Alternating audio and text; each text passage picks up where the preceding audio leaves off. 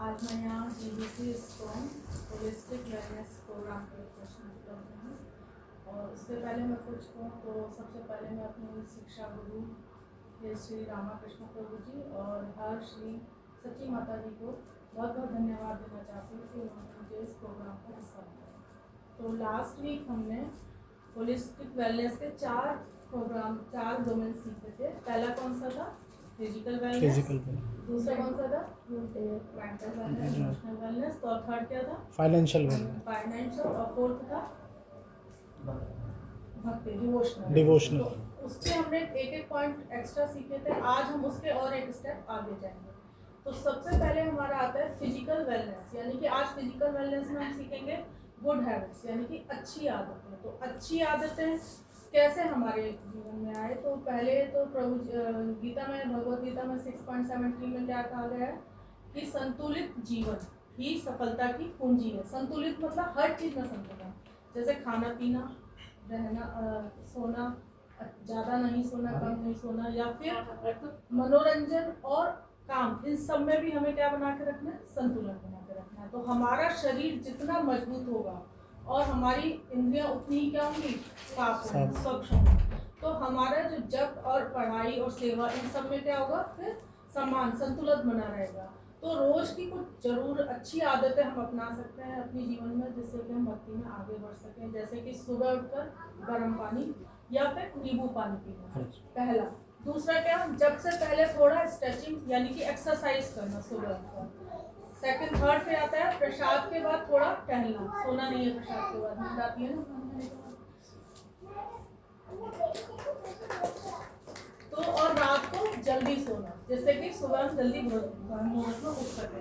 तो हमारी ये जो अच्छी आदतें हैं, जैसे सुबह जल्दी उठना, गर्म पानी पीना, स्ट्रेचिंग एक्सरसाइज करना, नाम जप करना, प्रसाद के बाद थोड़ा टहलना और रात को जल्दी सोना, तो ये हम अच्छी आदतें अपनाएंगे। तो क्या करेंगे? ये सब हमें अपने दिखावे के लिए नहीं करना कि किसी को, ये हमें अपने खुद के शरीर के लिए करना है, ताकि हम जिससे हमारा शरीर क्या रहे? पूरे दिन भर एनर्जेटिक रहे और थकावट ना हो, बल्कि खुशी का एक त्योहार लगे।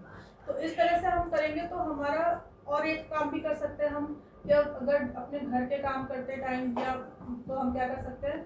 अपना एक भजन कीर्तन लगा सकते हैं, उस टाइम भी नाम जप कर सकते हैं। तो छोटी छोटी चीजें हैं जो हम अपने भक्ति से इसको अपने शरीर को भी जोड़ सकते हैं। तो ये आदतें हमारा समय नहीं खाएंगी, बल्कि काम के साथ हम भक्ति को अपना सकते हैं। तो बल्कि भक्ति क्या देती है? फिर हमें एनर्जी देती है, ताकत देती है। तो इससे हम लंबी देर तक सेवा कर पाएंगे। तो अभी हमने इसमें क्या सीखा कि हम अच्छी आदतें अपनाएंगे अपने जीवन में, ठीक है। तो फिजिकल में क्या है? हमारा अच्छी आदतें। तो हम खुद से पूछ सकते हैं क्वेश्चन कि हम कहाँ गलत हैं या सही है। हमने पूरे दिन, पहला क्वेश्चन जैसे मैंने दिन की शुरुआत गर्म पानी से की नहीं की, या मैंने सुबह उठ के एक्सरसाइज की नहीं की, मैंने तला भुना पैकेट वाला भोजन या कम खाकर सात्विक प्रसाद नहीं खाया या ज़्यादा खा लिया। तो इस तरह से हम अपना सेल्फ रियलाइजेशन कर सकते हैं। क्या चलते समय या तुलसी परिक्रमा करते समय हमने कीर्तन सुना, या फिर हमने हल्का भजन किया, या हमने नाम जप करा? तो इस तरह से हम चेक कर सकते हैं ये आदतें हमारे अंदर आ रही है, नहीं आ रही है। दूसरा डोमेन आता है भावनात्मक और मानसिक तंदुरुस्ती। तो उसके लिए हम क्या कर सकते हैं? एक इमोशनल टूल्स अपना सकते हैं, मतलब एक कोई भावना के लिए उपयोगी तरीका बना सकते हैं कैसे उस पर कंट्रोल किया जाए। जैसे हम अपने मंदिर को बहुत साफ सुथरा सजा के रखते हैं, रोज करते, तो इसी तरह से हमें अपनी भावना को भी संभाल के रखना चाहिए, उन्हें स्वच्छ रखना चाहिए, शुद्ध रखना चाहिए। क्योंकि मन की गंदगी क्या है? पछतावा या किसी से ईर्ष्या करना, डर, या कोई अधूरी इच्छा रह जाए तो उससे नाराजगी रहे। तो ये सारी चीजें हमारे जीवन में क्या करती है? मानसिक तनाव पैदा करती है। और जब ये इकट्ठा और जब मानसिक तनाव ज्यादा बढ़ जाता है तो क्या होता है? शरीर तो खराब होगा ही होगा, हमारा मन भी खराब होने लग जाता है, हमारा मानसिक तनाव ज्यादा बढ़ जाता है। तो एक आसान तरीका है इसको name it to tame it, यानी कि अपने जो भी हमारे अंदर ऐसे जो इमोशनल भाव आ रहे हैं, तो उनको एक नाम दो, है ना। जैसे पहले तो ये पहचान करो कि हमारे अंदर ईर्ष्या आ रही है, या डर आ रहा है, या कोई पछतावा है, क्या चीज़ है, उसको एक नेम दो। फिर मन में जो भी भावना उठ रही है उसका एक नाम दे दिया, तो उससे क्या होगा कि हमें कम परेशानी होगी। जैसे कि भगवत गीता में 2.14 में भगवान स्वयं कहते हैं कि सुख और दुख क्या है? क्षणिक। सुख और दुख क्या? क्षणिक है। जैसे सर्दी आएगी तो उसके बाद पता है गर्मी आएगी, गर्मी के बाद सर्दी आएगी, तो ये क्षणिक है। इसको हमें क्या करना है? इसको हम अविचल नहीं होना है, मतलब इससे हमें परेशान नहीं होना है, इनको बल्कि सहना है। जैसे उसमें तुलसीदास जी कहते हैं ना कि विधि का विधान जान, लाभ हानि लाभ सही है, जाही विधि राखे राम तही विधि रही है। तो सबको सहना तो हमें ही पड़ेगा, तो इसके लिए हमें परेशान नहीं होना है, सहना है। तो क्योंकि जो सुख आया तो दुख भी आएगा, ये भी सोचो, दुख आया तो ये भी मान के चलो सुख आएगा। सिक्के के दो पहलू दिखते नहीं है, बट आएगा जरूर, ये कंफर्म है। तो ये हमें इसके बचने के लिए हमें क्या करना चाहिए, एक तरीका अपनाना चाहिए कि हमें भगवान का शुक्रिया अदा करना चाहिए, धन्यवाद देना चाहिए। जिससे कि हम जैसे 3 चीजें धन्यवाद लिखे पूरे दिन में कि आज मैं किस लिए धन्यवाद हूँ अपने मन का, उससे क्या होगा, हमारा मानसिक तनाव थोड़ा कम होगा। हम डेली सुबह उठ के एक काम ये भी कर सकते हैं, रोज भगवान को धन्यवाद दे सकते हैं। भाई पहला तो यही धन्यवाद है, आज हम सुबह उठ गए, है ना। पहला धन्यवाद तो कि आज भगवान तूने हमें सुबह उठा दिया, नहीं तो क्या पता रात को लोग सोते सोते ही ना। पहला धन्यवाद तो ये। दूसरा कि तुमने इस लायक बनाया कि आज मैं अपने पूरे भक्ति के काम, अपने दैनिक चीजें आराम से कर सकूं। तो इस तरह से हम भगवान को सुबह सुबह उठ के उनका ग्रेटिट्यूड कर सकते हैं। तो और फिर जब से पहले दूसरा हम ये काम कर सकते हैं कि जब से पहले हम कुछ पल शांति से साथ बैठे, धीरे धीरे प्राणायाम करें, जिससे हमारा मानसिक तनाव थोड़ा सा रिलीज होगा, और अपनी भावनाओं को पहचाने और उसको शास्त्र से जोड़ें, कुछ पढ़ें, सोच विचार, अपने मोबाइल को एक साइड में रखें, कुल पर शांति से जरा भगवान के लिए सोचें। उस टाइम तो मोबाइल लैपटॉप कुछ नहीं होना चाहिए। तो उससे क्या होगा, आप प्राणायाम करेंगे, थोड़ा मानसिक रिलीज अपने आप होगा, मानसिक तनाव रिलीज होगा। तो अपनी भावनाओं की सफाई का काम ये रोज का है। ये नहीं कि हमने एक दिन कर दिया बस आज हमारा मानसिक तनाव सही हो गया तो कल नहीं होगा, ये डेली होगा, जब तक जीवन है तब तक रहेगा मानसिक तनाव। तो उसको हमें रोज, जैसे भगवान के लिए हम सेवा करते हैं, ऐसे मन को भी हमें शांत रखना है, और उसकी सफाई के लिए रोज अच्छे वो करने, अपना एक कोई नेम देना है, उसको पहचानना है क्या नेम है, फिर भगवान का ग्रेटिट्यूड देना है, और उसके साथ चरणों में उनको अपनी भावना को अपने भगवान के चरणों में अर्पित करना है। तो हम इसमें भी अपना सेल्फ रियलाइजेशन कर सकते हैं। जैसे कि मैंने जब से पहले कुछ धन्यवाद दिया भगवान को कि आज किस बात के लिए धन्यवाद दिया, मैंने कम से कम एक कोई जो भावना हमारे अंदर आ रही है, गुस्से की भावना या ईर्ष्या की भावना, तो उसको कोई नाम दिया, या फिर मैंने कोई आज मैं यहाँ GBC strong holistic wellness program के प्रश्न कर रही हूँ। और उससे पहले मैं कुछ कहूँ तो सबसे पहले मैं अपनी शिक्षा गुरु श्री रामाकृष्ण प्रभु जी और हर श्री सच्ची माता जी को बहुत बहुत धन्यवाद देना चाहती हूँ कि उन्होंने मुझे इस प्रोग्राम का हिस्सा बनाया। तो लास्ट वीक हमने होलिस्टिक वेलनेस के 4 डोमेन सीखे थे। पहला कौन सा था, फिजिकल वेलनेस, दूसरा कौन सा था, मेंटल वेलनेस, इमोशनल वेलनेस, तो और थर्ड क्या था, फाइनेंशियल वेलनेस, और फोर्थ था भक्ति, डिवोशनल। तो उसके हमने एक पॉइंट एक्स्ट्रा सीखे थे, आज हम उसके और एक स्टेप आगे जाएंगे। तो सबसे पहले हमारा आता है फिजिकल वेलनेस, यानी कि आज फिजिकल वेलनेस में हम सीखेंगे गुड हैबिट्स, यानी कि अच्छी आदतें। तो अच्छी आदतें कैसे हमारे जीवन में आए, तो पहले तो प्रभु गीता में, भगवत गीता में 6.17 में क्या कहा गया है कि संतुलित जीवन ही सफलता की कुंजी है। संतुलित मतलब हर चीज में संतुलन, जैसे खाना पीना, रहना, सोना, ज़्यादा नहीं सोना, कम नहीं सोना, या फिर मनोरंजन और काम, इन सब में भी हमें क्या बना के रखना है, संतुलन बना के रखना है। तो हमारा शरीर जितना मजबूत होगा और हमारी इंद्रियां उतनी ही क्या होंगी, साफ होंगी, स्वच्छ होंगी। तो हमारा जो जप और पढ़ाई और सेवा, इन सब में क्या होगा, फिर समान संतुलन बना रहेगा। तो रोज की कुछ जरूर अच्छी आदतें हम अपना सकते हैं अपने जीवन में, जिससे कि हम भक्ति में आगे बढ़ सकें। जैसे कि सुबह उठकर गर्म पानी या फिर नींबू पानी पीना, पहला। दूसरा क्या, जब से पहले थोड़ा स्ट्रेचिंग यानी कि एक्सरसाइज करना सुबह उठकर। सेकंड, थर्ड पे आता है प्रसाद के बाद थोड़ा टहलना, सोना नहीं है प्रसाद के बाद, नींद आती है ना। तो और रात को जल्दी सोना, जिससे कि सुबह हम जल्दी मुहूर्त में उठ सके।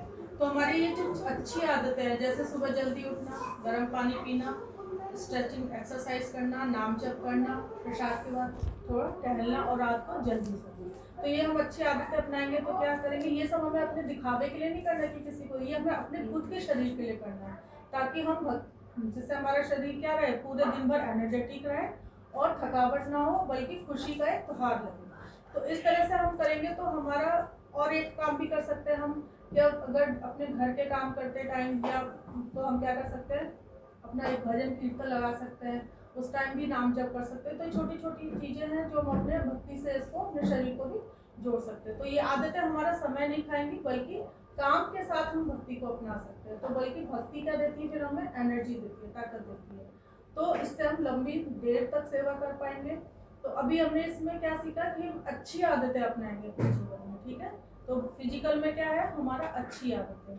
तो हम खुद से पूछ सकते हैं क्वेश्चन कि हम कहाँ गलत हैं या सही है। हमने पूरे दिन, पहला क्वेश्चन जैसे मैंने दिन की शुरुआत गर्म पानी से की नहीं की, या मैंने सुबह उठ के एक्सरसाइज की नहीं की, मैंने तला भुना पैकेट वाला भोजन या कम खाकर सात्विक प्रसाद नहीं खाया या ज़्यादा खा लिया। तो इस तरह से हम अपना सेल्फ रियलाइजेशन कर सकते हैं। क्या चलते समय या तुलसी परिक्रमा करते समय हमने कीर्तन सुना, या फिर हमने हल्का भजन किया, या हमने नाम जप करा। तो इस तरह से हम चेक कर सकते हैं ये आदतें हमारे अंदर आ रही है नहीं आ रही है। दूसरा डोमेन आता है भावनात्मक और मानसिक तंदुरुस्ती। तो उसके लिए हम क्या कर सकते हैं, एक इमोशनल टूल्स अपना सकते हैं, मतलब एक कोई भावना के लिए उपयोगी तरीका बना सकते हैं कैसे उस पर कंट्रोल किया जाए। जैसे हम अपने मंदिर को बहुत साफ सुथरा सजा के रखते हैं, रोज करते हैं, तो इसी तरह से हमें अपनी भावनाओं को भी संभाल के रखना चाहिए, उन्हें स्वच्छ रखना चाहिए, शुद्ध रखना चाहिए। क्योंकि मन की गंदगी क्या है, पछतावा या किसी से ईर्ष्या करना, डर या कोई अधूरी इच्छा रह जाए तो उससे नाराजगी रहे, तो ये सारी चीज़ें हमारे जीवन में क्या करती है, मानसिक तनाव पैदा करती है। और जब ये इकट्ठा और जब मानसिक तनाव ज़्यादा बढ़ जाता है तो क्या होता है, शरीर तो खराब होगा ही होगा, हमारा मन भी खराब होने लग जाता है, हमारा मानसिक तनाव ज़्यादा बढ़ जाता है। तो एक आसान तरीका है इसको, name it to tame it, यानी कि अपने जो भी हमारे अंदर ऐसे जो इमोशनल भाव आ रहे हैं तो उनको एक नाम दो, है ना। जैसे पहले तो ये पहचान करो कि हमारे अंदर ईर्ष्या आ रही है या डर आ रहा है या कोई पछतावा है, क्या चीज़ है, उसको एक नेम दो। फिर मन में जो भी भावना उठ रही है तो उसका एक नाम दे दिया, तो इससे क्या होगा कि हमें कम परेशानी होगी। जैसे कि भगवद गीता में 2.14 में भगवान स्वयं कहते हैं कि सुख और दुख क्या है, क्षणिक। सुख और दुख क्या क्षणिक है। जैसे सर्दी आएगी तो उसके बाद पता है गर्मी आएगी, गर्मी के बाद सर्दी आएगी, तो ये क्षणिक है। इसको हमें क्या करना है, इसको हम अविचल नहीं होना है, मतलब इससे हमें परेशान नहीं होना है, इनको बल्कि सहना है। जैसे उसमें तुलसीदास जी कहते हैं ना कि विधि का विधान जान, लाभ हानि लाभ सही है, जाही विधि राखे राम तही विधि रही है। तो सबको सहना तो हमें ही पड़ेगा, तो इसके लिए हमें परेशान नहीं होना है, सहना है। तो क्योंकि जो सुख आया तो दुख भी आएगा, ये भी सोचो, दुख आया तो ये भी मान के चलो सुख आएगा। सिक्के के दो पहलू दिखते नहीं है बट आएगा जरूर, ये कंफर्म है। तो ये हमें इसके बचने के लिए हमें क्या करना चाहिए, एक तरीका अपनाना चाहिए कि हमें भगवान का शुक्रिया अदा करना चाहिए, धन्यवाद देना चाहिए। जिससे कि हम जैसे 3 चीज़ें धन्यवाद लिखे पूरे दिन में कि आज मैं किस लिए धन्यवाद दूँ, अपने मन का, उससे क्या होगा, हमारा मानसिक तनाव थोड़ा कम होगा। हम डेली सुबह उठ के एक काम ये भी कर सकते हैं, रोज भगवान को धन्यवाद दे सकते हैं। भाई पहला तो यही धन्यवाद है, आज हम सुबह उठ गए, है ना। पहला धन्यवाद है कि आज भगवान तूने हमें सुबह उठा दिया, नहीं तो क्या पता रात को लोग सोते सोते ही ना। पहला धन्यवाद तो ये। दूसरा कि तुमने इस लायक बनाया कि आज मैं अपने पूरे भक्ति के काम, अपने दैनिक चीजें आराम से कर सकूं। तो इस तरह से हम भगवान को सुबह सुबह उठ के उनका ग्रेटिट्यूड कर सकते हैं। तो और फिर जब से पहले दूसरा हम ये काम कर सकते हैं कि जब से पहले हम कुछ पल शांति के साथ बैठे, धीरे धीरे प्राणायाम करें, जिससे हमारा मानसिक तनाव थोड़ा सा रिलीज होगा, और अपनी भावनाओं को पहचानें और उसको शास्त्र से जोड़ें, कुछ पढ़ें, सोच विचार, अपने मोबाइल को एक साइड में रखें, कुछ पल शांति से जरा भगवान के लिए सोचें। उस टाइम पे मोबाइल लैपटॉप कुछ नहीं होना चाहिए। तो उससे क्या होगा, आप प्राणायाम करेंगे, थोड़ा मानसिक रिलीज अपने आप होगा, मानसिक तनाव रिलीज होगा। तो अपनी भावनाओं की सफाई का काम ये रोज का है, ये नहीं कि हमने एक दिन कर दिया बस आज हमारा मानसिक तनाव सही हो गया तो कल नहीं होगा, ये डेली होगा, जब तक जीवन है तब तक रहेगा मानसिक तनाव। तो उसको हमें रोज, जैसे भगवान के लिए हम सेवा करते हैं, ऐसे मन को भी हमें शांत रखना है, और उसकी सफाई के लिए वो अच्छे वो करने, अपना एक कोई नेम देना है, उसको पहचान लेना क्या नेम है, फिर भगवान का ग्रेटिट्यूड देना है, और उसके साथ चरणों में उनको, अपनी भावनाओं को अपने भगवान के चरणों में अर्पित करना है। तो हम इसमें भी अपना सेल्फ रियलाइजेशन कर सकते हैं। जैसे कि मैंने जब से पहले कुछ धन्यवाद दिया भगवान को कि आज किस बात के लिए धन्यवाद दिया, मैंने कम से कम एक कोई जो भावना हमारे अंदर आ रही है, गुस्से की भावना या ईर्ष्या की भावना, तो उसको कोई नाम दिया, या फिर मैंने कोई प्रतिक्रिया तो व्यक्त नहीं करी उसके प्रति। जब भी कुछ ऐसा हो तो प्रतिक्रिया के लिए उस टाइम पे थोड़ा शांत हो जाना चाहिए, रुक जाना चाहिए एटलीस्ट, कोई प्रतिक्रिया नहीं देनी चाहिए अपनी तरफ से। क्या मैंने जल्दीबाजी में प्रतिक्रिया देने की बजाय कोई आध्यात्मिक तरीका सोचा, तो ये जो तरीके हैं इससे हमें क्या होगा, मानसिक तनाव रिलीज होगा। फिर आता है आर्थिक तंदुरुस्ती, ये भी बहुत अच्छा विषय है। बजट और भक्ति, कैसे हम इसको बजटिंग कर सकते हैं। तो बजट कोई अकाउंटेंट का काम नहीं है कि हम इसके लिए पर्सनली अकाउंटेंट रखें और वो ही देखेगा, नहीं, ये हमारा खुद का अपना काम होना चाहिए। तो जीवन के हर हिस्से को कृष्ण को समर्पित करना चाहते हैं तो हमें कृष्ण को ध्यान में रखकर बजट बनाना चाहिए। जैसे कि बच्चों का ग्रॉसरी, स्कूल फीस, यात्रा या कोई एक्स्ट्रा खर्चा, उन सबको एक आध्यात्मिक अर्थ मिल जाता है अगर हम कृष्ण को बजट में रख के बनाते हैं अपना बजट। तो इससे क्या होगा, हम बेवजह खर्च से बचेंगे। ठीक है, तो कुछ पैसे जैसे हम सेवा वितरण में लगा सकते हैं, जैसे कि प्रसाद वितरण में लगा सकते हैं, या तीर्थ यात्रा में हम लोग जाते हैं तो वहाँ लगा सकते हैं। तो हर हफ्ते हम क्या करते हैं, जो भक्त लोग हैं वो अपना हर हफ्ते एक बजट बनाए और जिसमें साथ में बच्चों को भी रखें, जिससे उनको भी खर्च करने का तरीका है, बेफिजूल खर्चिंग ना सीखे वो, और वो भी एक तरीके से चले। तो इस तरह से भी हम अपना बजट बना सकते हैं। तो भक्ति में आर्थिक तंदुरुस्ती होने का मतलब ये नहीं है कि हम क्या कहते हैं, बिल्कुल ही वो छोड़ दें, भौतिक में भी अच्छा रहेगा, आध्यात्मिक, दोनों के लिए है ये। तो सरलता से जीवन जीना और नियमित रूप से बचत करना, समझदारी से दान देना और सोच समझकर खर्च करना। बजटिंग का मतलब क्या है, धार्मिक बजटिंग का मतलब यही है कि सरलता से जीवन, सादा जीवन, उच्च विचार, नियमित रूप से बचत करना, ये भी नहीं कि बिल्कुल सब चीज खर्च कर दिया कुछ बचाया, वो भी करना, समझदारी से दान देना, किसी के देखने दिखाने से दान नहीं देना, जितना अपना बजट है उसी हिसाब से। फिर सोच समझकर खर्च करना। ठीक है, अपनी महीने की आय को, खर्च को, सबसे पहले क्या करो, एक डायरी बनाओ या लैपटॉप बनाओ, मतलब जो एक्सेल शीट होती है उसमें पहला अपना पूरा महीने का कितना इनकम है, उसके अकॉर्डिंग दूसरा अपना एक्सपेंड, कितना हम स्पेंड करेंगे इस महीने, उसका खर्चा बनाओ। तो उस हिसाब से बनाओ कि अपने जितना हमारा अर्निंग है उसी के हिसाब से। तो परिवार को कुछ हिस्सा इसमें हम परिवार के लिए, मंदिर दान के लिए, इमरजेंसी फंड के लिए और परिवार की तरक्की के लिए भी अलग रखना चाहिए। तो इससे हम क्या होगा कि हम इसे एक्सेल शीट में भी बना सकते हैं इसको। बेवजह इससे होगा क्या, बेवजह खर्च से बचेंगे। मिलकर उपयोग की चीज़ों को हमें पैसा लगाने में, जैसे किताबें, यात्राएं, बच्चों की भक्ति, शिक्षा, हम भौतिक संतुलन के साथ साथ आध्यात्मिक शक्ति भी बढ़ा सकते हैं इस तरह से। तो पैसे की समझ होना कोई भौतिकता नहीं है, ये जब वो धर्म के अनुसार है तो जिम्मेदारी भक्ति का भी एक हिस्सा है। तो हम ऐसे अपना कैसे इसको हम रियलाइज कर सकते हैं।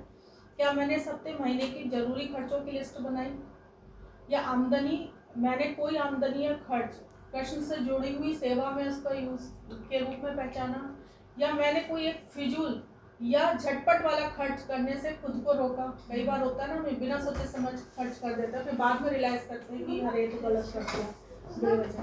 तो इससे हमें बचना है। ठीक है, फोर्थ आता है जो कि बहुत जरूरी है, आध्यात्मिक भक्ति तंदुरुस्ती। भक्ति का समय यानी कि अपने 24 घंटे में कुछ समय हमें भक्ति के लिए अलग से निकालना चाहिए। जैसे हम कहते हैं धन का 10वां हिस्सा भगवान को देना चाहिए, उसी तरह भक्ति का भी के लिए भी 24 में से 10वां हिस्सा भगवान को जरूर देना चाहिए। जैसा हमारा 16 राउंड होता है वो 10वां हिस्सा ही बनता है, प्रभुपाद ने सही कैलकुलेशन से वो 10वां हिस्सा ही निकाला है।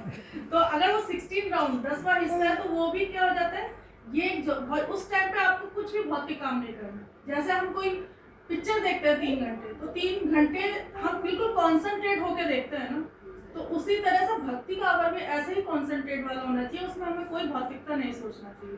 तो इस तरह से भक्ति अगर अब जैसे रोजमर्रा की भाग दौड़ में कई बार भक्ति भी टुकड़ों में बढ़ जाती है कि 5-10 मिनट सुबह कर लिया, 10 मिनट। तो इस तरह से क्या है, इससे बचने का एक अच्छा तरीका है कि एक भक्ति आवर बनाओ, एक परमानेंट, बिल्कुल कि इस टाइम पे सिर्फ ये भक्ति के लिए ही है। तो एक ऐसा खास समय जो बिना किसी रुकावट के कृष्ण को देना है बस। तो यह सुबह का जब पढ़ाई भी के लिए भी हो सकता है, या फिर शाम को कीर्तन में जब सब लोग इकट्ठे तब बना सकते हो भक्ति आवर, या फिर एक उस समय फोन कर देना है, मन को कृष्ण में लगाना है। और माहौल को पवित्र बनाए रखने के लिए क्या कर सकते हैं, जैसे कि अभी प्रभु जी ने देखो कितना बढ़िया अरेंजमेंट किया हुआ है ना, एकदम सुगंध लूंगा। तो इस तरह से क्या होगा, एक थोड़ा अच्छा सा फीलिंग आएगी आपको और आप भक्ति में अच्छे से वो लगेगा, एक माहौल बनेगा भक्ति का। तो आप ऐसा भी कर सकते हैं, अगरबत्ती, तुलसी, हल्का हल्का हल्का भक्ति का कोई भजन सॉन्ग लगा सकते हैं। तो इस तरह से क्या होगा, आपको अच्छा लगेगा, अच्छा एनवायरनमेंट बनेगा। तो पवित्र समय हमें भक्ति आध्यात्मिक रूप में मजबूत बनाता है, भावनाओं को संतुलित करता है, पूरे परिवार को जोड़ता भी है साथ में, बच्चों के अंदर अच्छे संस्कार आते हैं। तो भक्ति आवर क्या होता है, फिर घर का एक दिल जैसा बन जाता है, सब एक्साइटमेंट रहते हैं कि अब टाइम आएगा तो हम इकट्ठे होंगे, एक पॉजिटिव वाइब्स आती है घर में भी। तो एक रोजाना का अर्पण जो हमें प्रेम और अनुशासन के साथ कृष्ण को देना है। तो अगर जरूरत हो तो इसको 2-3 छोटे छोटे हिस्सों में भी बांट सकते हैं, जैसे कोई श्लोक या कोई अनुभव या कोई सेवा, अपनी भावनाओं को डायरी में लिख सकते हो, वो भी एक हो सकता है। या फिर घर के काम करते समय श्री प्रभुपाद जी की वाणी सुन लो या कोई सत्संग सुन लो। बच्चों को छोटे मंत्र या कृष्ण की लीलाएं सिखाओ, इससे आपको भी आएगा, बच्चों को अच्छे अच्छे संस्कार देंगे। तो भक्ति का यह अभ्यास भले ही छोटा है, चाहे स्टार्टिंग थोड़े से इससे करो, समय से 10 मिनट ही दो, चाहे 15 मिनट दो, लेकिन वो केवल कृष्ण का ही होना चाहिए, ठीक है। वो उसमें कोई भौतिकता चीज, कोई किसी का बच्चा नहीं, कोई कुछ नहीं सोचना उसमें, केवल कृष्ण को सोचना। तो ये छोटा हो लेकिन ध्यान से किया जाए तो ये बहुत गहरा असर डालता है हमारे जीवन में। आध्यात्मिक तंदुरुस्ती का मतलब है भक्ति को बोझ समझ कर नहीं बल्कि प्रेम से अपनाना। इसके लिए हम सेल्फ रियलाइजेशन क्या कर सकते हैं, जैसे क्या मैंने इस हफ्ते रोज का भक्ति आवर बचा कर रखा, क्या मैंने बिना किसी और काम के कम से कम 5 से 10 मिनट एकाग्र होकर जप किया, क्या मैंने अपने आध्यात्मिक लक्ष्यों को ध्यान दिया और उसकी प्रगति देखी। तो ये सारे जो पॉइंट्स हैं अगर हम अपने जीवन में अपनाएं तो हमारा जीवन सफल और आध्यात्मिक में बन सकता है। तो हमारा पहला पॉइंट में क्या था, अच्छी आदतें। सेकंड पॉइंट में मेंटल में कोई नेम देना है उसको, भावनाओं को। थर्ड में क्या था, बजट में बजट को बैलेंस शीट, एक्सेल शीट में उसको करो, महीने का जितना भी हमारा तो उसी हिसाब से चलना है। थर्ड फोर्थ में क्या है, डिवोशनल में एक भक्ति आवर, भगवान के नाम के लिए कुछ समय अलग से स्पेशल समय निकालना है। तो इन सब शब्दों के साथ मैं अपने शब्दों को यहीं काम देती हूँ।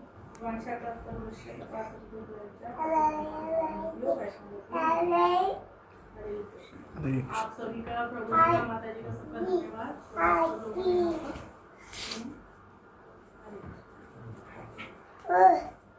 बहुत बहुत धन्यवाद माता जी का। हम इसमें यहाँ पे हम लोग चेकआउट करने के लिए कोशिश करेंगे कि इसको प्रैक्टिकली इसको किस तरह से हम लोग अमल में लेके आए।